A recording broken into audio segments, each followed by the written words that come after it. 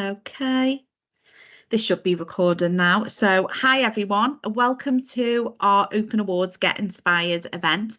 I'm Rachel Newman, I'm Head of Business Growth, and I'm joined today by the fabulous Vickie Deeks, who is going to go through an inclusivity, can't get my words out, it is Friday afternoon, an inclusivity session with us today, which is really, really good. So Vickie, if I hand over to you and you can take it away. Yeah, sure. Thank you very much. Right, well, it's great to be here this afternoon. Thank you for inviting me to do this, Rachel. Nice to meet you, Kaylee. And just find anything to do with inclusive learning very interesting, because someone like myself, that I'm sure a lot of other people can relate to, when you have a disability that disconnects you from communication in general, then you are more excluded from a lot of things because of the isolation that pretty much takes over. So I'll talk to you a little bit about that, but also I've mixed this with a theme today of science. So I've used a lot of inspiration from people that have contributed to the field of science, just to make it relevant for the World Science Day event on Sunday. So I've combined inclusivity with science, and just to learn a little bit from that, and also to how to move forward with things that we are already aware of. So I hope you'll find this interesting, but let me just go through this. So I've customized it to this being fine for anybody to listen and learn from, and just understand the basics and anything new that you can put in place. So there might be some new things, new concepts that you might pick up on today that you could use in your either your delivery, your workplace, anything to do with socializing, anything at all, just to give people the idea that they do belong and they are included, and we're all in this same journey together. Okay, so let's just go through. So get inspired to be inclusive and understand the science behind it. And I like to use these images, lots of colours today, lots of different things to feel. So everyone contributing to this and participating in this session can join in some way. And it might be that I've changed the backgrounds, I've changed some of the fonts, and I've done things to hopefully include everyone in that. So let's just make a start. I'll tell you what I'm going to be talking about today. A few things moving on screen, that's fun, isn't it? So raise awareness of main issues relating to inclusion, or in my case, exclusion. Science and society, and explore techniques and strategies to adapt, transform and evolve, as we're so often familiar with in science, inclusive concepts. And you've even got Einstein there, look, great minds think alike. So accessibility. So what I've done is, if anyone is having any kind of hearing loss issues, or maybe the connection is breaking up or something, where you might benefit from using the captions, they're available by going to the More option and then selecting the caption, the CC option. Different coloured fonts, styles and sizes I'll try and have used on lots of these slides, so things stand out more, just to cater for people with different visual needs, different conditions that you may have, where you can find this quite useful. And if you want to ask any questions, I'll do a question and answer section at the very end, but if there is anything in particular on a slide that I'm talking about, please feel free to ask me anything, stop me if you need to, if you want something further explaining or anything like that as we go through. But there will be a section towards the end for any questions and comments. Okay.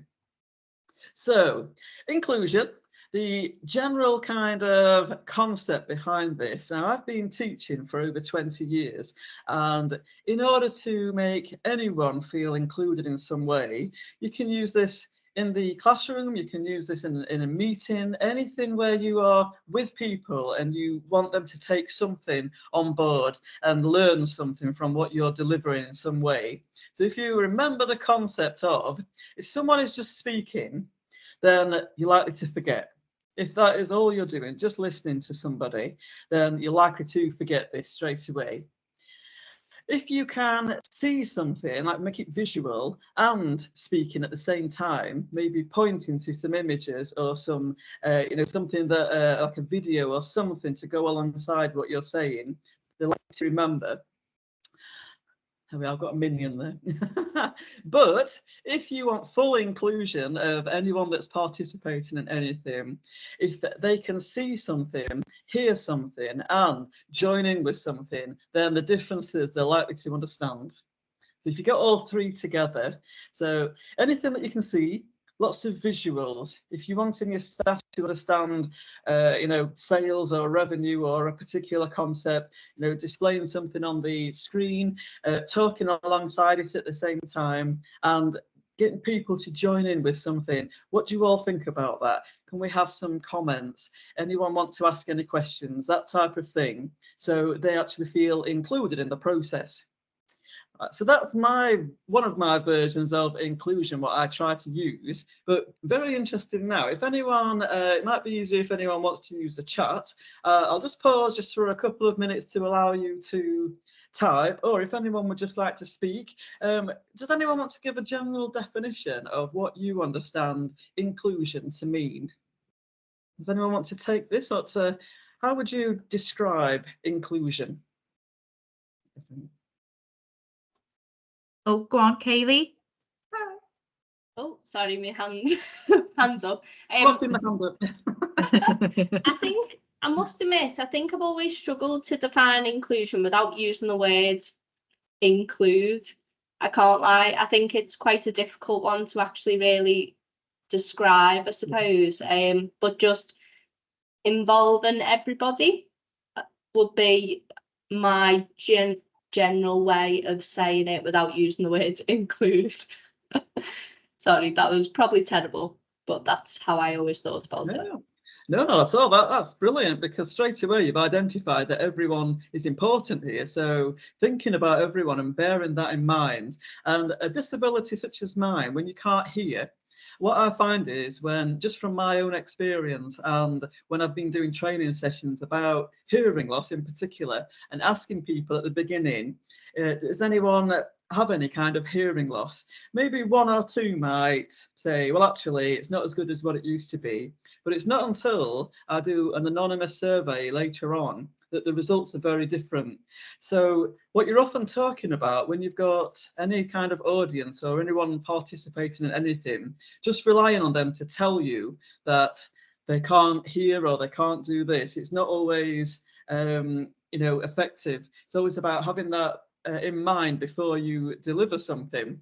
So with that in mind, these are just some examples of what inclusion possibly is. And a sense of belonging is the general definition of inclusion. Got also the practice of including people in a way that's fair for all. So like you were saying, Kaylee, involving everyone, just making sure that there is something in place to allow everyone to join in some way, regardless. People across varying identities, making them feel valued, respected, heard in whatever way, shape or form.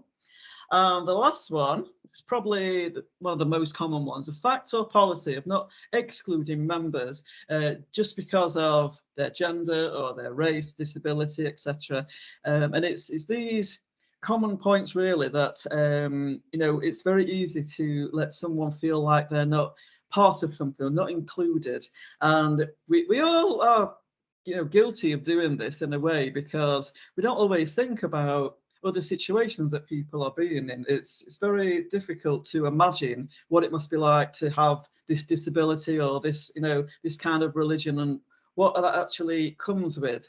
So on that same point, what are we actually dealing with? What are the issues out there to do with lack of inclusion? Well, hearing loss, for a start, I've got my take on this. So hearing loss is the second most common disability in the UK. But what's quite significant about that is it's definitely from my point of view, and a lot of people that I've spoke to, it's the least, it's one of the least known about. There's a lot of stereotypes about many disabilities, and having hearing loss, it comes under the whole, oh, we better shout them. I don't know any sign language, I can't really communicate with you. And just that, having in the back of your mind what being deaf or having a hearing loss actually means. So it is very, very common. Some things, you know, when you apply for a job or when you see different jobs advertised, there's always, I don't know if anyone agrees or disagrees with this, but there's usually in most jobs the option to have good or excellent communication skills.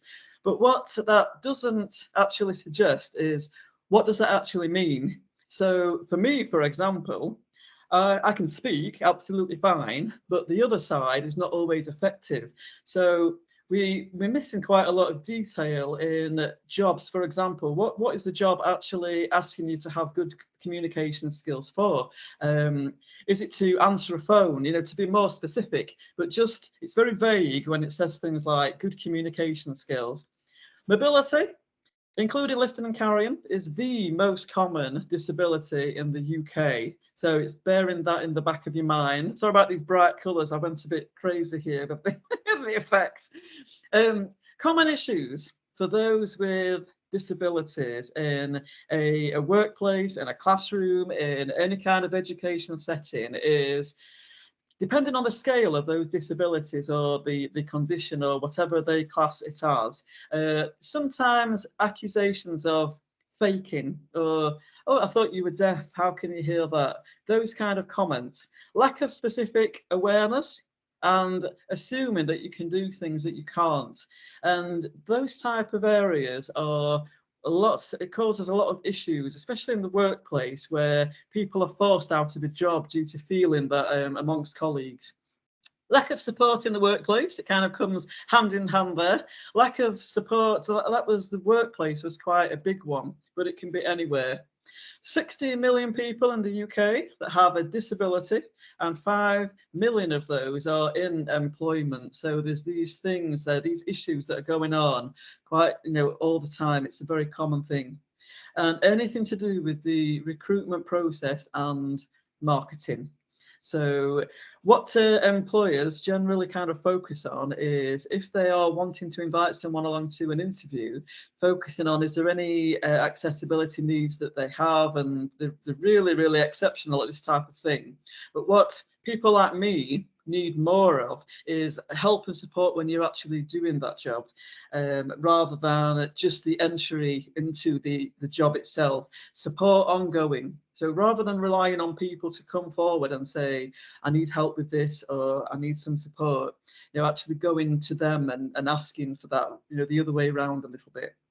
So any questions or comments on that one? Is that okay before we move on? I know there's a lot of information there, so I'll just give you a second to take all that in. Is there any questions or anything? It's not a question, but it's just feedback really on the presentation itself. Okay. I'm quite a visual person and I'm a very visual learner as well. So the bright colours I absolutely love, because it's drawing my attention to things, and that's how I work. So I'm loving this. Thank you. As long as that's working. There's some different slides have got either patterns or colours or different fonts. And it's like you say, sometimes it's, oh, that's a bit bright, but for someone else, it might work fine. So it's just considering, you know, taking everyone's different needs into account, really, isn't it? So, sorry, just on that, I do have a question. I know you've said there about sometimes the assumptions and stuff that people can make around the type of disability they may have or inclusion they need. How can you kind of support a person without potentially making those assumptions at times? Because I think it can be, you know, in some situations, like you said, it's either you approaching that person to allow them to then inform you. But is that, I think sometimes some people are fearful of that, but in case they are making an assumption. So have you got any kind of support on how, I don't know if that's going to be later in your presentation or not, but I just thought that's something I took from what you've just said. Well, that's an interesting one, isn't it? Because with mine in particular, anything to do with hearing loss, people on average are taking about 10 years to even acknowledge it to themselves, never mind get help and support for it from the doctors or audiology. So it's one of those things where you will have a significant number of people that you're working with, living with, socializing with, that have something, some kind of disability, ailment, condition, whatever, need that they may not wish to discuss with anybody. You know, it might not be something that they've even thought about themselves. So on that note, what I've seen different posts about this and different articles and whatever, but anonymous, always the way. And if you want someone to be honest, a really good system, even though I know a lot of people might not agree with this, because as employees or students or whatever situation, it's really important to have that trust and connection. But acknowledging something like a disability that has got lots of stigmas, like hearing loss, people are embarrassed, they don't feel old enough, they lots of different reasons why they don't want to let people know about it. And anonymous survey. Do you consider yourself to have a disability? Anything that links that survey to that person, so maybe taking out, you know, what department you're in, don't put anything like that, you know, what age group do you fall under, because straight away it's you know, oh, they're going to find out it's me. And if you want someone to be completely honest, you need to take away any kind of clues, and you'll find that the results are a lot more different than if you ask people outright. Yeah, so, that's great. Yeah. Anonymous surveys all the way, and you will find the results are very, very different and realistic. Okay. But for in terms of inspiration, what I like to do, I'm not even going to apologise for this, because I'm a bit of a geek, and I have to understand something is to find out a little bit more about it. So I'm going to go back. We're going to do a bit of science now. Some fame. We've got females and males, so make it you know, not a gender specific, just anyone that is contributing to, has contributed to science. But the reason why I'm using this is to use this as part of our inclusion training and learning from these people that were real significant names in the science field. What can we learn from them? So we've got here, I don't know how to pronounce her name, maybe it's Hedy, maybe it's Hedy Lamar, and she was responsible for, and she is, if I could thank her today, I would shake her hand, because she is ultimately responsible for the starting point of Wi-Fi and Bluetooth. And if it wasn't for her contributions, then I wouldn't be able to have live captions on my phone, or even a photo or anything to do with this kind of technology. So just, you know, any one of these is very, very inspirational, and you'll see where we are going with this. We've also got Helen Keller. I know a lot about this lady because she was not only deaf, but she was also blind. So the term being deaf-blind. And not only that, she was the first deaf-blind person to earn a college degree. So just being deaf is enough for a lot of people to actually deal with the, you know, everything that's surrounding that. Never mind actually going on and being blind too. She then went on, she was an inspirational speaker. So the moral behind this is whatever is against you in some way, you still are able to do exceptional things. It's just a case of seeing that person and seeing beyond the disability or the ailment or whatever it is that is, you know, maybe blocking the view. We've also got Mary Curie, and she, despite, I like this about her, very famous in the name of, you know, science in general, but she was the first woman to win the Nobel Prize, and even though she was the only person to win a Nobel Prize in 2 scientific fields, what I like about this as an inspiration is that she stayed true to her Polish roots. So and she actually named her first chemical element polonium, just to, you know, go back to her Polish roots. So if you are in charge, the reason I've used this as an example is because when we're ultimately deciding on something or putting a new concept in place to, as inclusion, for example, or accessibility, it's always a good idea to always be grounded and come back down to being down to earth, an approach that works for all, and remembering what is important in this world, in this life. And these three people here stand out to me as being a massive inspiration. But a bit more about that now. We've also got these three. I don't know if you've heard of this guy before, the most random name, especially his surname, but Emil Jelinek.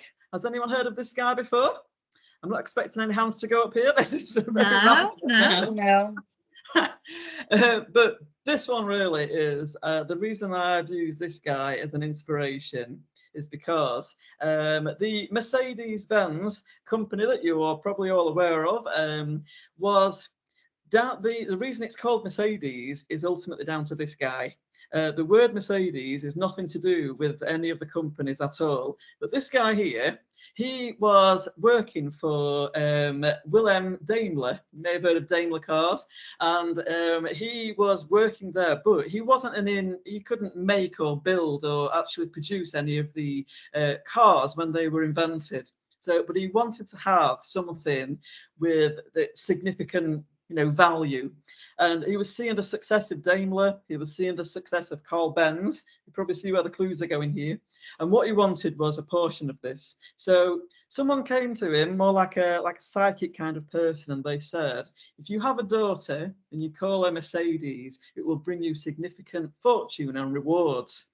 So when he finally had a third child that was a girl, he called her Mercedes, and whilst working at the Daimler company, I'll shorten this, don't worry, there's a point in a second. Whilst he was working at the Daimler company, instead of being able to make and produce the vehicles himself, in order to get this word Mercedes in, what he would do is he would ask the workers there to take a part of this vehicle, and put them together, and he would call it a Mercedes something or other.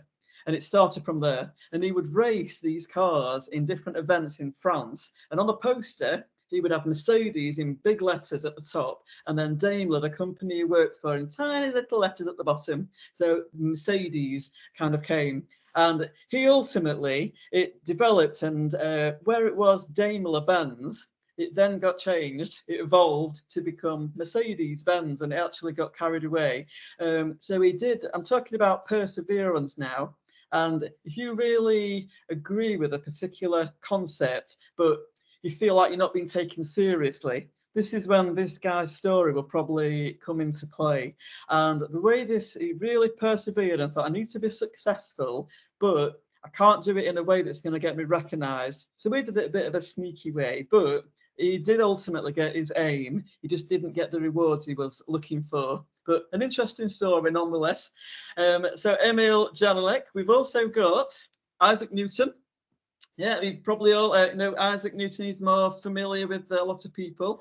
And we're talking about hidden capabilities here. So even though he was a very intelligent guy, he didn't realise this until his university was closed for 2 years and he had no option but to learn at home. So almost like our lockdown system, our COVID times, he was forced to stay at home and learn. And that is when they realised what an absolute genius the guy was. So sometimes you've got undiscovered people that you work with that may surprise you in different ways just by some complete chance.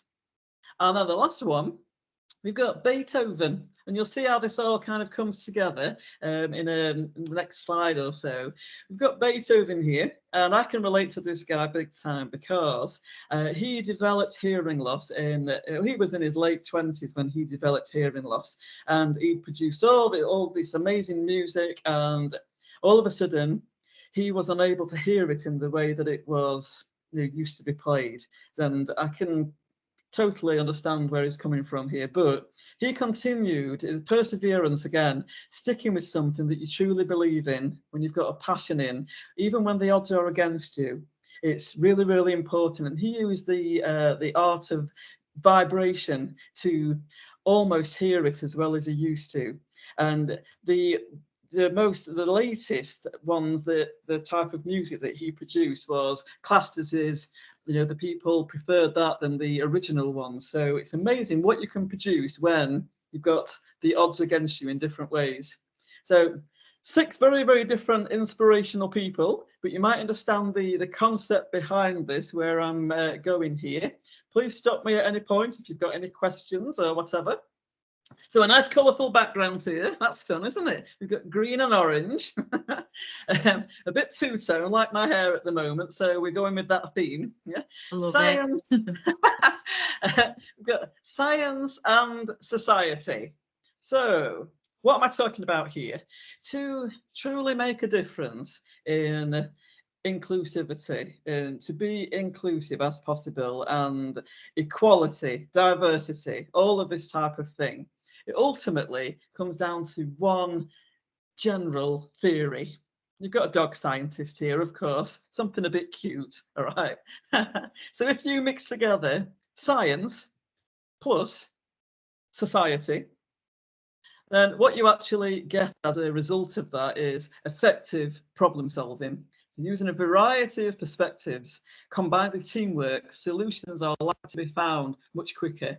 So what I'm ultimately saying here is rather than kind of working on your own concepts or your own lesson or your meeting or something, you think, oh, this is going to look really good. If you actually get the opinions and perspectives of other people, that will be a much quicker process. And so rather than working on something yourself and thinking, right, I'm going to work on it because I want to get all the praise and credit, then that's fine if that works out. But like we know from different scientists from history and people that are working on things now, sometimes it's not always down to just that person that gets the credit.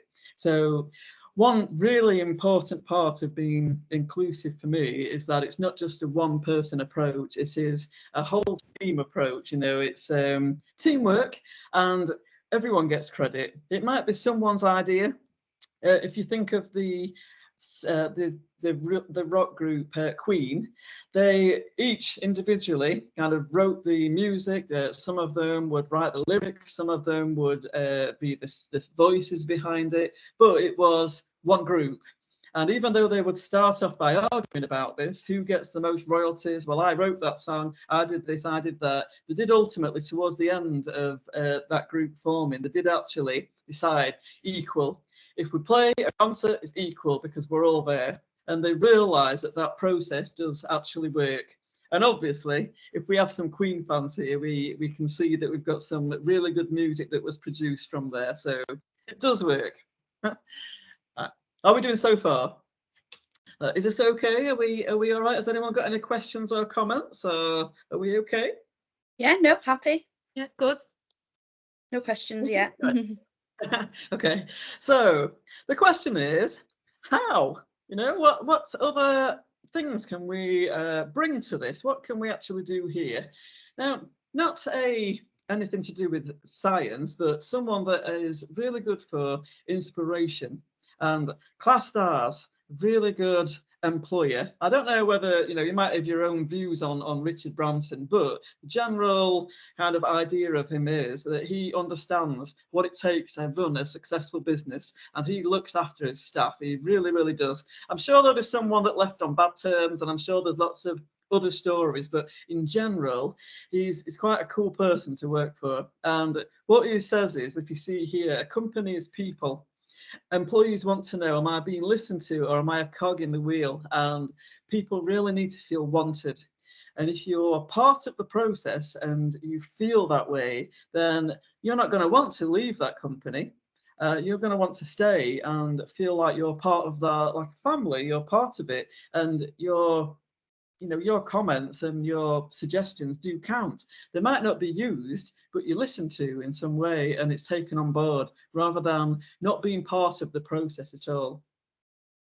So, yeah. Now, how can you make a difference? Now, these are some of my suggestions. I'm very interested to see what you think here. So I'll put them all up on screen.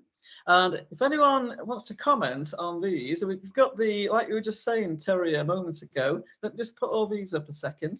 So use anonymous surveys. If you want the truth from staff, if you want the truth from students, even though it might be a difficult truth to accept sometimes, but ultimately, if you want to know what people really do think, take away the option to find out who said it, because they know it's going to be some kind of a possible comeback on them.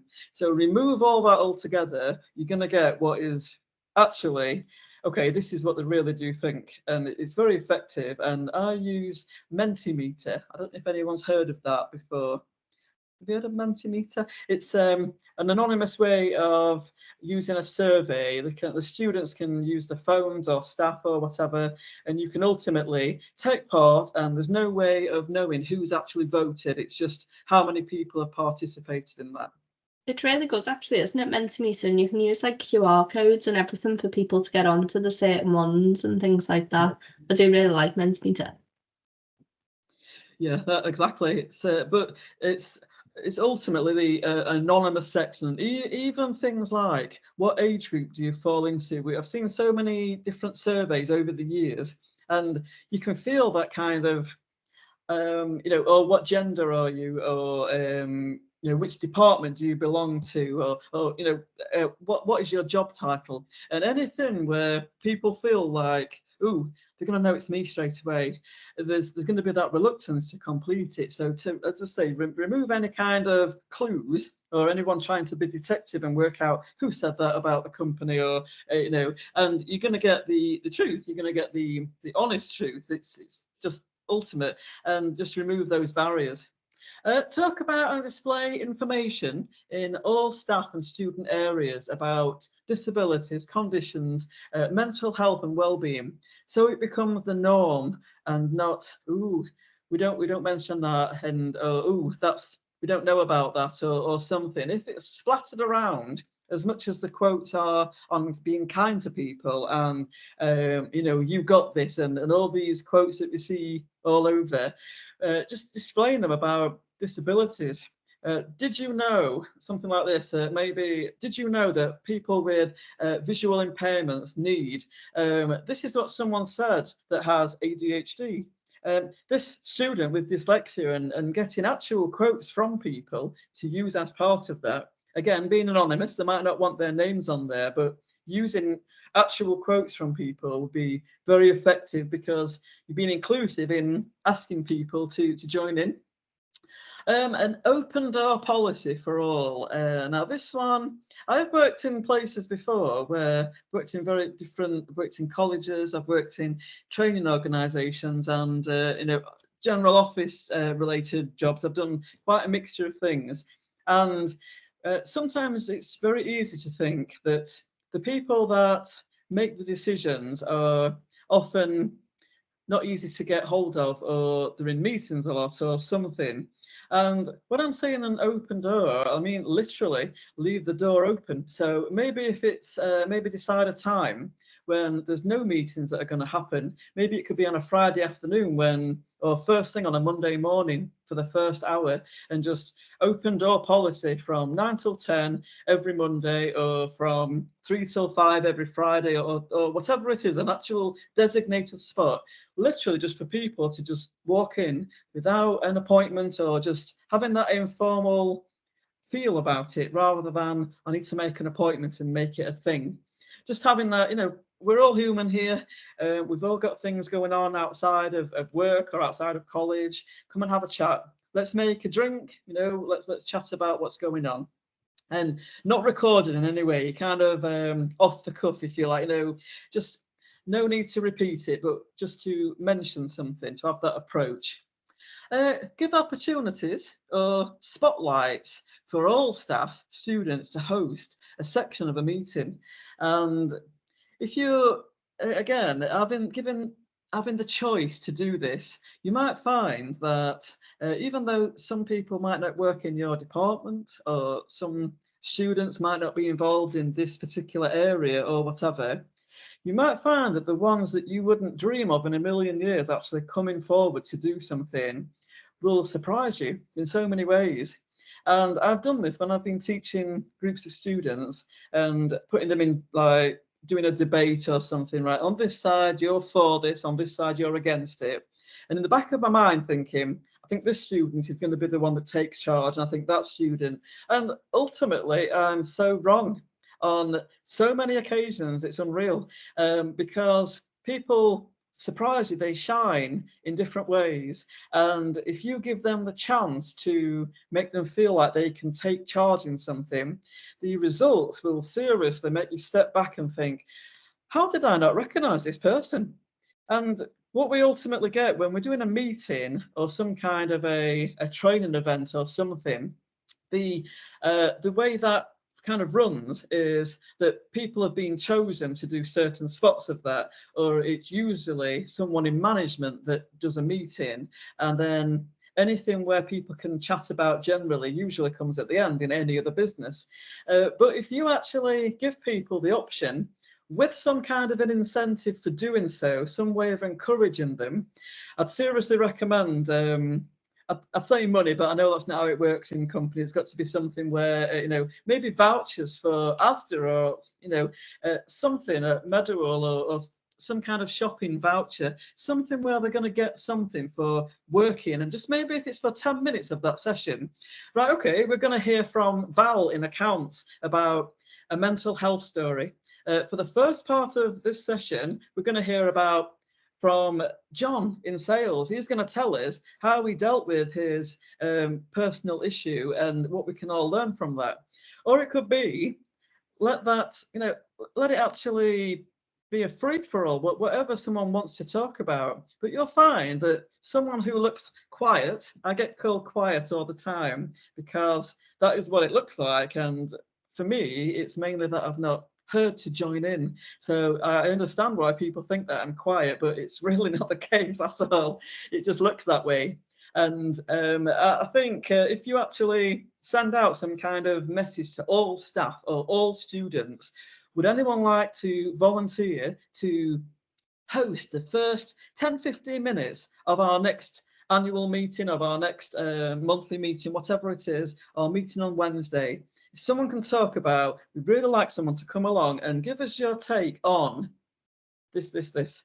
You'll find if there's an incentive behind it, you might be inundated, or you might just get something from someone that I've not heard from in a long time. You know, and staff learning from staff is very effective.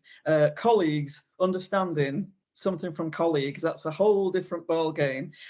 People that they sit next to are opposite. All of a sudden, they're finding something out that's quite, oh, I didn't realise they had that issue going on, and they've openly just got up and started talking about it because they felt welcome enough to do that. It's very effective. Take on board suggestions and perspectives from all staff and students and acknowledge their contributions. So if someone has chirped in or just said something that has ultimately resulted in something in your company or your policy or your teaching changing in some way, but that's, you know, that one person that just said a little thing, they need to be acknowledged in the same way that people that did the big things, you know, mentioned it too. And just mentioning that this policy was put together by a very useful comment that Vickie made, or this was started like a backstory, if you like. You know, this policy has been put together because we've taken on board your thoughts, we've taken on board your perspectives, we're very interested in what you're talking about, and we're going to use that and include it. We're not going to take credit, we're going to share the credit. And a very different feel in the environment. So before I move on to the next slide, does anyone, what do you think about these concepts? Do any of them currently happen, or are these new things, or do you think they should happen? Any comments? I think we've got stuff like that happening in our workplace at the moment, to be fair, which is quite nice to see, especially that last one where it is that some light has been shed on a specific kind of area. So I think for us at the moment, it's more like individuals who are caring for others, may that be family members, parents, or children. And we've now adapted a full policy to kind of make that more a supportive environment and put in place actions to further support the staff in the business with that area. So that's like one of the things we've done, but definitely agree with that. I would say a lot of this does happen at Open Awards as well, which is nice to know. All right. No, that's really nice to hear. And if people are listened to and acknowledged in some way, then they're the ones that are not going to want to leave. I mean, no one actually leaves the workplace because of their job. Not really. Not in many instances, they actually leave a workplace where they may not feel valued. So if you're listening to them and taking that on board, that's brilliant, really good. That's amazing to hear. So yeah, and the open door policy is quite an important one, isn't it? Where you feel like, oh, that's management, as if it's us versus them. I think even though, you know, you've all got different job roles and responsibilities, and this person is responsible for you, and, you know, it's nice to know that you can sit down with them and just have a chat about, and how's your weekend been, and is everything okay? Did you manage to sort that out with your husband, wife, your kids? And just knowing a little bit about them and just being human, you know. We all have those needs, don't we?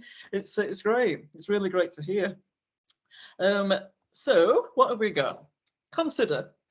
Yes, some of these. Now, everyone is battling something they don't want to talk about, and it doesn't matter how much of a good listener that you think you are, if they don't want to share that for whatever reason, there's a significant reason behind it, and that reason is usually fear of being judged.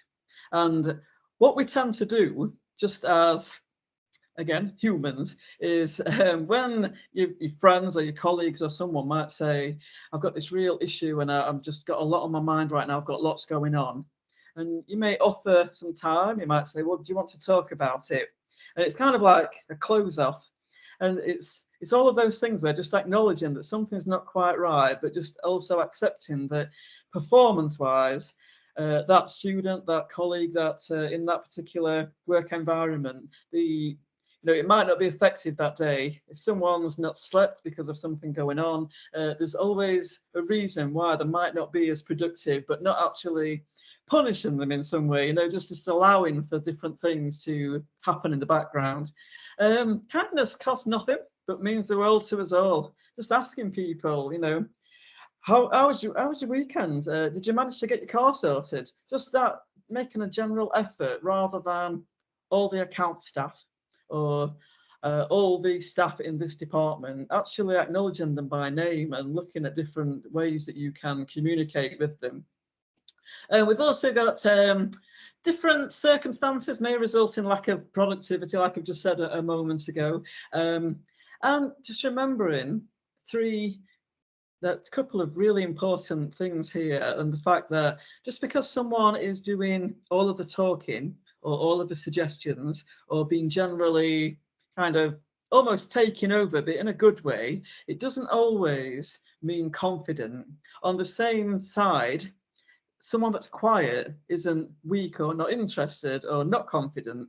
And it's just understanding that we all have our different personalities, and where someone might be quiet, maybe there's a reason for that, maybe to look into it further. Is someone actually quiet all the time, or do they just not hear people well, or do they have some kind of condition where being part of a group isn't always something that they enjoy doing? If you really want to know how someone is, so asking them, how are you, is not always the most effective question. And you probably find you get the same answer when you're asking someone, how are you? I'm fine, thank you. How are you? Oh, and it doesn't really go anywhere.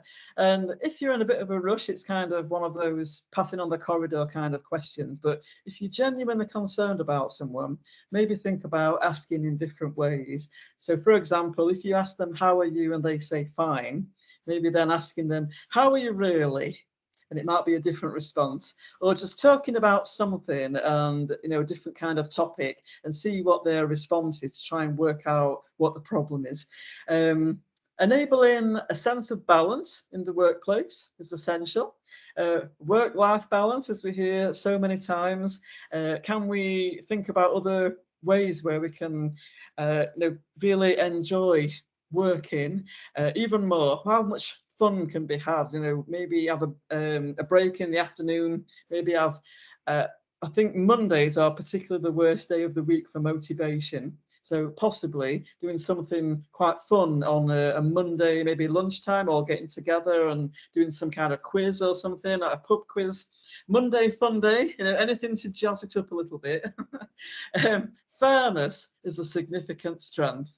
So if you're trying to be inclusive and you've considered options that you're not giving this person too much to do, and you're not giving this person not very much to do. You know, having that balance, that fairness is a really important point, a strength.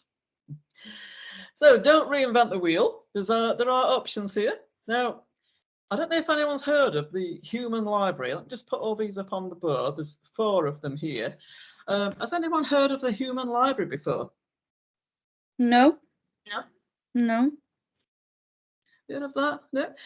And well, this one is Denmark, the country. We've got a lot to learn from there because they are real inspirational as a country, in so much that they are classed as one of the happiest countries in the world. Whatever polls or surveys were done to acknowledge that, they always come up there in the top 1 or 2 in the happiest countries. And the reason is because as a country, they generally listen to the people that live there.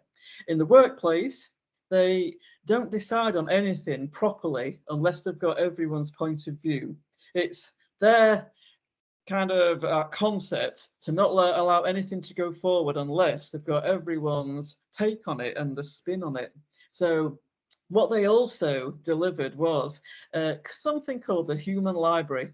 And I don't know what you all think of this, but this is a really cool idea, and it's been developed. It started off in Denmark, but there's lots of other countries that have taken part in this. And for us here in the UK, it's something that happens down in London quite a lot. And it's basically like you go to a library to borrow a book. Well, a human library is almost borrowing a human for around about half an hour, and it's to combat stereotypes. So if you have limited experience understanding someone with ADHD, for example, dyslexia, someone that's blind, someone that's deaf, someone that is a single parent, any kind of, something that comes along with stereotypes in some way, a student, someone of a particular age, then you can effectively book in a session, a one-to-one chat with that person, and just blast so many questions in their way and really take away those stereotypes so you understand. And I'm not sure what your thoughts are on that, but maybe introducing something along those lines, maybe calling it something different, but to actually understand people and get their points of view across. So the human library, always good for inclusive. And don't reinvent the wheel, use things that have already been done, but like many scientists have, adapt them, change them. Do what Emil Jelinek did. He wasn't able to do this or this, but he could take that and change it into something and make it his own. So adapt something, transform it, but then keep evolving, keep changing it, keep updating it to stick with the times and update systems. Use mirroring to lead others with inclusive concepts. So if you want someone to take on board other people's disabilities and ask questions, maybe you could lead with that by being the one to send the survey out or do whatever it is. And using a mirroring technique, people will find that you're actually interested in them and do the same back. That's the idea. So for example, someone with a disability like mine, I really need people to face me as much as possible and speak quite clearly. Let me see their lips, let me see their eyes, let me see their hands moving. Not for sign language, just for clues, about whatever it is. But if I act that way, if I face people as much as possible, if I try to speak clearly, then the idea is that they will do the same in return. So that's the idea behind mirroring. Ask questions, don't assume. There's nothing new here. There's nothing that I've invented or thought of, but it's just things that I've adapted and transformed in some way. Collaborate with all employees, students to gather thoughts and inspiration. But the one in red here, asking questions, don't assume. It's just a difference with, for example, a common question or a common comment that I get is things like, there's lots of them, but things like, why is it that you wear hearing aids but you still can't hear? And sometimes it might be genuine, I don't understand, can you tell me? But sometimes it's how someone actually asked the question. So maybe asking something like, what's it like? Is there anything I can do to help? Rather than sounds awful. I can't imagine what it must be like to be deaf. I can't imagine what it must be like to have tinnitus. Oh, you've lost someone recently to a bereavement. That must be awful. It's a cut-off. It's a barrier straight away, because A, you're going to probably upset that person even more by confirming how bad it is, but B, there's no further conversation going to take place there, because you've blocked it off with just making a statement. So just changing it slightly to, what is that like, rather than that sounds awful. What is it like? Can you describe it to me? Can you tell me how I can make it easier for you? And such like, anything like that. So don't reinvent the wheel. You don't have to create your own concepts. Just use what is out there, but do them with your own little spin on it. Put your own angle on it. And just a couple more before we come to the questions and comments section. Alexander Graham Bell. Now, he is known for inventing the telephone, but even he admits that he doesn't think it was actually his invention. He was just the first one with the patent, the money, the financial backing to get that patent in place. There were lots of other people that pretty much could say he invented the telephone. So it's all about, he was also very relevant for me, because he was also a teacher as well as a great inventor. He was also a teacher of the deaf, and when his mum became deaf when he was only 12 years old, his mum started to lose her hearing in the same way as I have. He realized that communicating was a really important thing, which ultimately over the years led to him developing the telephone. But he just leads a very important part here, and just by saying, great discoveries and improvements invariably involve the cooperations of many minds, not just one person. And if you read a little bit about him, you'll see that he didn't even take credit for inventing the telephone. He just believed that he was the first one with the patent for it. So, to support, there's my email address. If anyone has any comments that may not want to ask me while we're in this actual session, feel free. This is it's just me in this company, Sound Training Solutions, so I'm the only one that sees these emails. If you want to ask me anything, feel free. Or has anyone got any questions or comments now we've come to the end of the session? Anything at all they want to talk about or go any further with?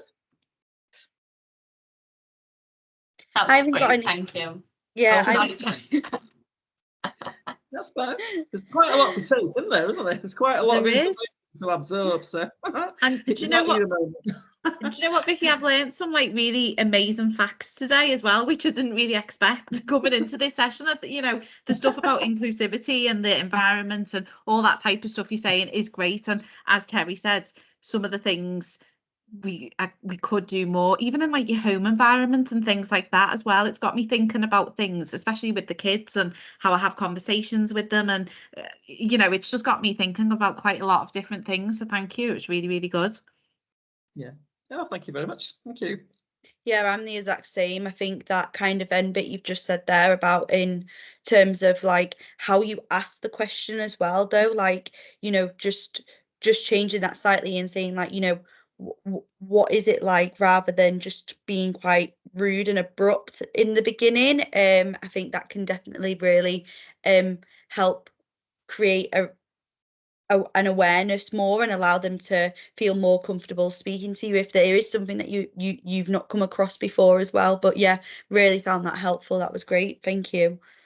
Yeah. Well, thank you very much. Thank you. Thanks very much, Vickie. So I'm just going to stop recording. I won't be 1 second. Okay. Okay.